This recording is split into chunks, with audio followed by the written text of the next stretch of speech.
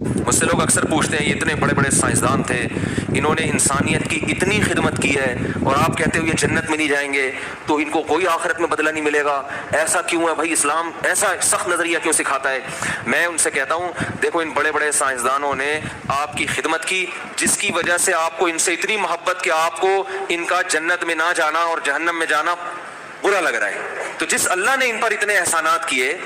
تو اس اللہ سے ان کو تعلق کیوں نہیں تھا؟ آپ کو ان کے ایڈیسن نے بلب ایجاد کر لیا، ایک بلب دیا ہے اس نے، اب ہمارے یونیورسٹی کے طلبہ چاہتے ہیں جہنم میں نہ جائے، ہم بھی یہ چاہتے ہیں نہ جائے، تو بھائی اگر نہ جائے تو ہمیں کیا ہوا؟ لیکن اللہ کہہ رہا ہے کہ نہیں، اگر اس تک اسلام کی دعوت پہنچی تھی، عقیدہ توحید اس تک پہنچا اور اس نے عقیدہ توحید پر ایمان نہیں لایا، اللہ نہیں معاف کرے گا، یہ قرآن کا فیصلہ ہے۔ اب ہمارے جو یونیورسٹی کے لوگ ہیں نا ان کو بڑے اشکالات ہوتے ہیں، اور اتنی انسانیت کی خدمت کی، بلب بنا کے چلا گیا، وہ بلب کیا کیا کر رہا ہے آپ دیکھو، وہ بلب جناب روشنی کا کام بھی کر رہا ہے، بیکری کے کیکوں کو بھی کیا کر رہا ہے؟ تازہ رکھ رہا ہے نا، پتہ نہیں لگتے ہیں، پہلے تو وہ کیک کو گرم کرنے کے لیے بلب لگایا کرتے تھے، تو کتنی خدمت کر کے چلا گیا وہ، اور یہ مسلمان لوگ کہتے ہیں کہ وہ جنت میں نہیں جائے گا۔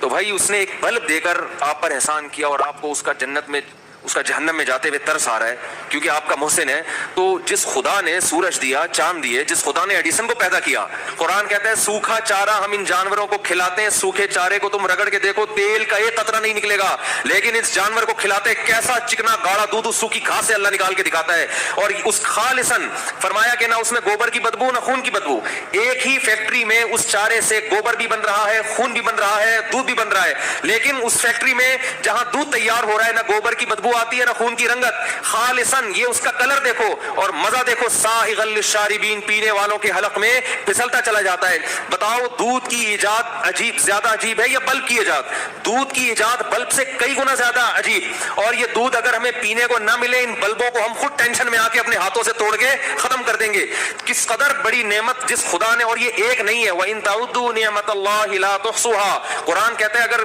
ایڈیسن کی نعمتوں کو گنو گے 4-6 سے زیادہ اس کی چیزیں نہیں ملیں گی،